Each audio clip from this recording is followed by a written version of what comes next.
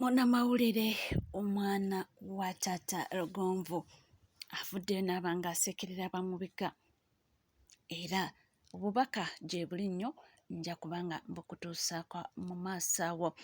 Ate munnange waliwo yavuddeyo ate n'aba ng'alumba Ssaabasajja Ronald Muwenda Mutebi. Byonna ojja kuba ng'obifuna. Olutalo lwa Lulite lwo lweyongedde okulanda, abaana beeyongerera ebisongovu, byonna nja kubanga mbikutuusaako. Ate mwana muwala Shiba Kalungi bamutenderezza okukula nti era kati bw'aba ayogera ebizimba. Amawulire mangi nnyo ge tugenda okuba nga nkutuusaako olunaku olwaleero, era nkujjukizaamu nti lunaku luli lwa Sande, ennaku z'omwezi ziri 29 mwezi gwa 9 mwaka 2024. Tuli ku NCKS TV era bw'oba oliyo nga tona subscribinga kekadde subscribinga tube nga tweyongerayo. Kakati omwana wa Taata Lugonvu ono munnamawulire mukokottevu era nga yakolako ku Salt, n'akolako ku Babasa Terefayina era nga CEO mulamba oba omuyite director w'essomero. Ffenna tulimanyi wali e Matanga. Kituufu kyo mulwadde naye juuzi baamubika nnyo nnyini ddala. Kansooke nkuwe ku butambi buno nti Lugonvu mwana wa taata afudde. Baani abakirabyeko? Bw'oba tonnaba kukimanya ntegeddeko nti Lugonvu afudde. Lugonvu yali munnamawulire ku Salt, n'abeera munnamawulire ku BBS Terefayina eyali alina program bagitaani ng'agamba mwana wa taata. Bambi yaswagolinze abadde atuuka mu wagambira nti yaddeko Lugonvu n'ava mu bulamu bw'ensi eno. obwo bwe bumu ku butambi nga bamubika, naye omwana wa taata bagenda omubika bwe batyo nga ne mu ddwaliro yavaayo nga baamala omulongoosa era nga baamusiibula ali waka. Naye avuddeyo n'agamba nti mbasekeredde mwenna abambika nti mweyongera okumbika naye nze nkyali mulamu era kati essaawa ya kakati wenjogerera nti nze ŋŋenze enkuba ku matu. Era nga bagenda omubika ku nnaku olwo nga abasawo abaamukolako okuva wali gundi Ekitovu Hospital nga bamukyaliddeko n'ewaka ewuwe nga bazze omukyekingako era nga agenda atereera. So abagambye nti abambika mweyongera okumbika, sina gwe ŋŋenda okugaana naye nze bwe ndi mulamu ate buli lukya ŋŋenda nkuba ku matu. Nnaku lweggulo waliwo emboozi gye nalabye ng'omwami akkattiriza nti yamanyi obulwadde obuluma Lugonvu era ye yagambye nti obulwadde obuluma Lugonvu mbu bulwadde Buganda. N'awa n'ekizampo omwami gwe baayitanga Mark Makumbi nti oba yakolanga ku CBS nti eyafa, n'agamba nti naye baamulongoosa emirundi 3 akyaliwo. Ekituufu kiri nti mwami Lugonvu ono nze mugoberera era indidde baakamulongoosa emirundi 3. Mu lubuto omwo mwe muli obuzibu naye tweyongera omusabira asobole okuba nga atereera. Mark Makumbi ono nzijukirako era naye bwe yafa baatugamba Mark yali mulwadde wa Kookolo era nzijukira olunaku olwo baagamba nti neyamutwalako mu ddwaliro ku nnaku olwo baagamba nti yagenda bulungi era ne batuuka wali ne mu mmotoka ne yejja mu mmotoka bulungi n'atambula n'atuuka awo Mulago mu Cancer Institute ye kennyini omugenzi Mark ng'atambula ne yeetuusaawo era n'atuuka n'atuula, but unfortunately nti baali tebanaba kutandika mukolako. Awo we yakkirira bw'ati ku ntebe we yali atudde ng'alindiridde bamukoleko n'afa. baatugamba yafa ekirwadde kya kkokkolo. Nzijukira bulungi olunaku olwo nga bakola ki, nga bamubika. Essaga zaaliwo nnyingi naye bambi oyo mugenzi tweyongera okusabira Lugonvu atereere awone addemu akakalabanye emirimu gye. Alina ebintu bingi byakwasaake oba byasaako engalo. So ye agambye mu bigambo bye nti nsekeredde abo abambika, nze buli obakoma okumbika neeyongera okuba nga nkola ki, ntereera. Tindowooza mundaba essaawa ya kakati embeera mwendi, naye nga indeed tweyongera omusabira agenda atereera mpola mpola. Nga tuvuddeko eyo waliwo omwami ate Sheikh Mulamba, ono yayambalidde Ssaabasajja Ronald Muwenda Mutebi owokubiri, nti tayita eyo mbu magulu nnyondo. Mbu tesaanidde, si bigambo byange bibino. Magulu nnyondo tuleete ennyondo tugikonaganye n'ennyondo eyo tulabe oba ataakaabe. Tuleete ennyondo tugikonaganye n'ennyondo eyo tulabe oba ataakaabe.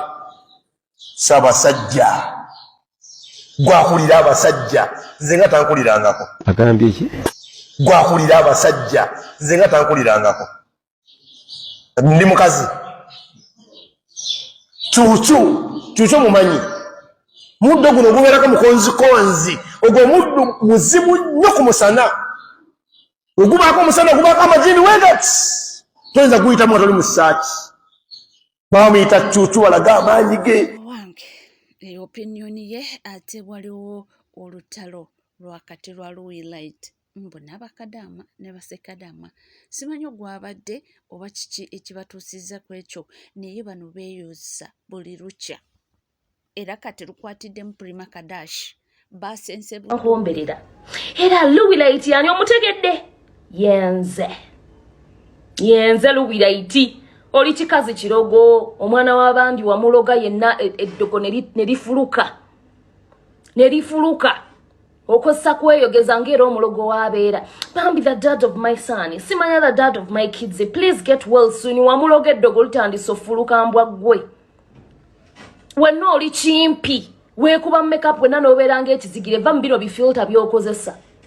Bannaye ne mulaba ku ekyo ekikazi kiringa ekinu. Mumanya ekinu we kifaanana? Ekinu ekyo kiprima ekyo mbu kiwoza. Louis Light oyina ekkudde, nze mbeera nekkudde gw'obeere naki.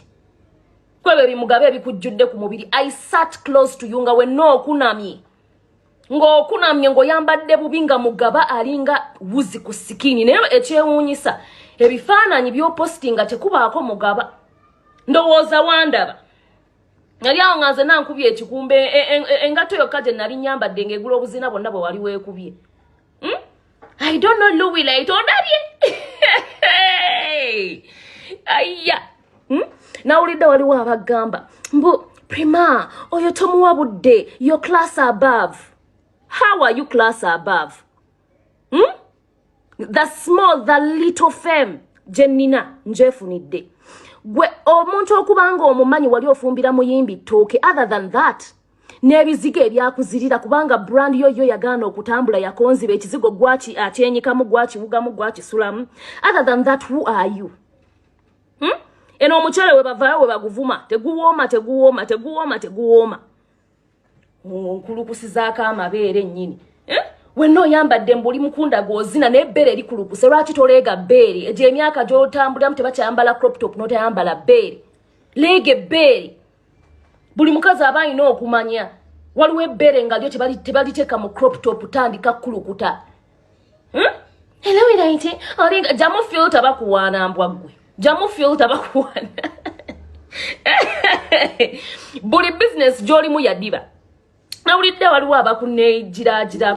Abaana abalina bwino ku intaneti ano amugambye atya mbu yaloga omukulu Jostede. Eyo katuveeyo. Omukyala King Shiba, sorry, not King Shiba, Queen Shiba ateekateeka kukola concert. yabadde ku interview emu n'abaako bwe bamubuuza naye reasoning ye waliwo abantu abamu be yakyamudde ne bagamba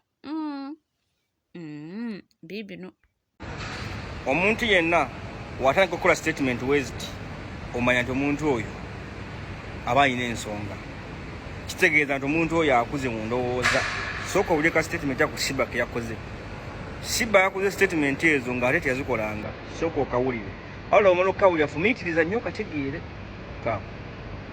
abantu abatubeera ewala batwegomba abatusemberera batumanyiza amaaso ate nebatumanyiira so kati ate omala n'obongo olina omuzeeri nga takyasobola kusemberera kati nadda bakwegomba nga kino tutambula bwe kityo abantu batono nnyo abakusemberera ne basigala nga bakyajjukira valiyo luli baba baagala nnyo okugamba banaye ne bamupamu Bashimba abanaye ne olaba nga onaaba n'olaba omukazi ekujjukiza ebintu bingi mu bulamu bw'ensi muno kyekirenga omuntu ng'akola gy'okumufuna ssente gy'okumukwagala okukola ennyo kyobolanga abagagga bagamba nti abagagga tebeebaka osobola okubeerawo n'ogamba nesinga nfunayo akasente nengola yakapoloti nenfunayo kabiri ku asatu nenzimbako omuzigo gwange gumu mba mmaze n'ofuna ssente n'ogula 10 ku 10 n'ozimbako n'ennyumba yabisenge 6 nawe olugimala ng'ogamba banesinga nzimba kalina ye statement eyo nti omuntu aba tanaba kukufuna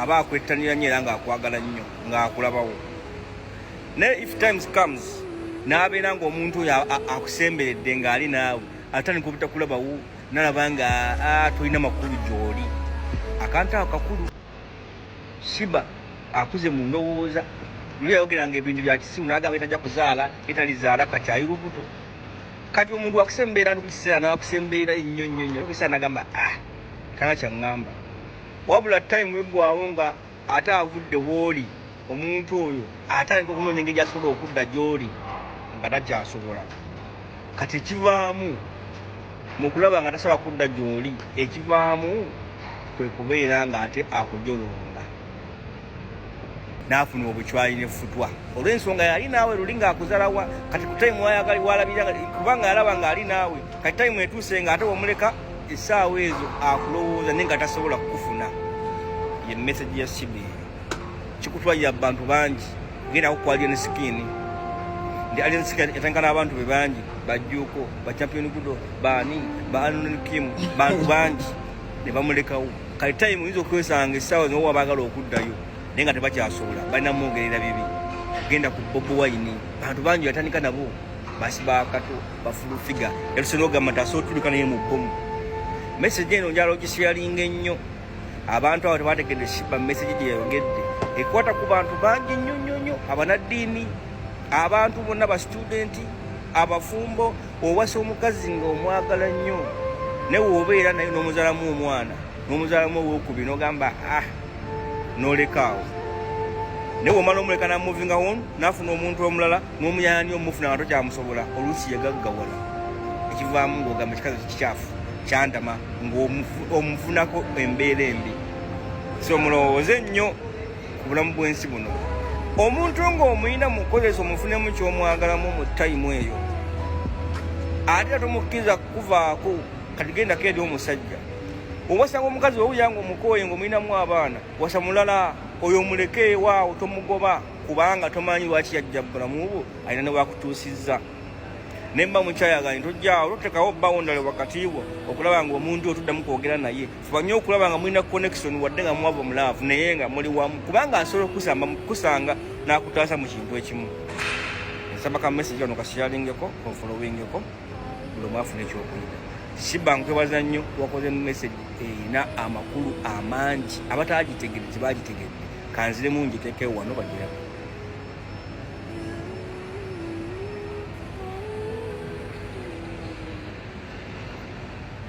lowooza ku banna abaakulekawo abakuwaana nga mwatandika mwenna fumiitiriza kometi nga wansi awo endowooza yo tuwa endowooza yo erinki baagala nnyo kometi omwana mulenzi Idrisa Musuza aka Edikezo, President wa Uganda National Musicians Federation, ate era nga ye Senior Presidential Advisor on Creatives, munnange alabiddwa ku lunaku lw'amazaalibwa ga muwala we Maya Mirembe Musuza nga musanyufu era ng'ali mu kwenyenyeza ku Galibanjole.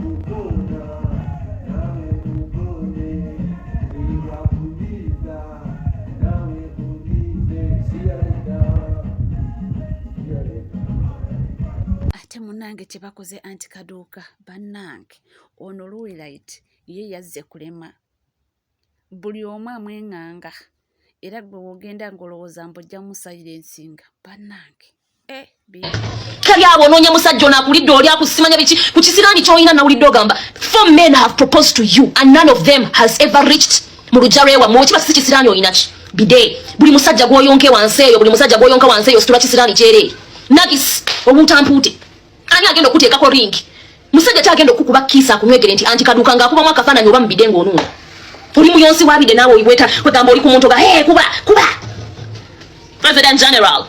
Who would give you a kiss? Who would waste time ajja ku lujja lwa nnyoko ng'agamba nsaba ku muwala we kaduuka ng'obeera mu practice oyonga olinga akamenti? How is it going? Business eyo gye muli mu bide industry, how is it going? How far now?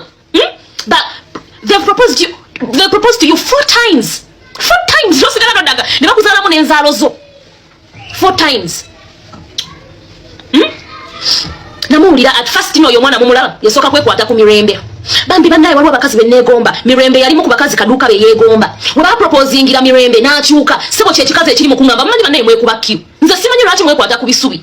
Beba n'abantu boolaba ba content creators abatasiba ku kigambo kyabwe. Oshegera agenda ku muntu n'alaba video baba bakusabulanya bagamba gwe Luwilight oli kisirunga kati afuna gundi y'okuddako alaba abangi gye bali nga Luwilight baagala ayogere ku ono nga kati nze nzize kweno gundi bamuwaane wasooka kubeera inspired by Mirembe ne bamuproposingira n'ojjayo obuniga mbuga naye musimuteeka bannammwe wansi mbulwaki bamuproposingidde proposal za kisiru naye wano bebawasizza n'odduka ng'okubagana amamwa because musookera mu video z'abantu nemugaa olaba ono bamukubye kati kangende neerungiye. What happened? She stopped inspiring you. You should be more inspired. Mukozi alina business CEO n'omusajja ayagala kumujja ku lujja naye gwe ng'okoledde bantu midaala gya chapati ng'okoledde bantu midaala gya nankani gya nyaanya ng'otambudde mu nfuufu kugenda nnoonya poloti ng'obbye bantu mbwa gwe kabbigwe omukazi obeera otya omubbi yo a thief ng'ani agenda okuwasa n'omusajja ogenda okumusaba sente z'ekyenkya nga wazibbye edda mu nsawo abasajja bonna okolako ogw'obulisa maanyi obabba musajja kyagenda okutwala obbi owa $2 million, $3 million weefula mbu wasooka kweyitambo yeeyita ki counselor. I'm a counselor. I have degrees zikuyambye eki ng'oli mubbi anti kaduuka why are you a thief okubaganira abantu ngalo mbuga n'ekisabule kiluwinze ngenda kuweera wano lwaki oli mubbi mbwa ggwe lwaki obba abaana b'abandi olemeddeko bakadaama obamazeeko emirembe simanya poloti to point gundi ya sente weziti ng'omala bambi owaawukanye n'obusente bw'abaana. Tuli ku NCK TV nkugamba kimu nti bw'obanga tona subscribinga kekadde subscribinga ringinga that notification bell sharinga likinga mnange ebisigadde tubiina mu bungi era tukomawo nabyo naye nga byo biwanvu nnyo ddala.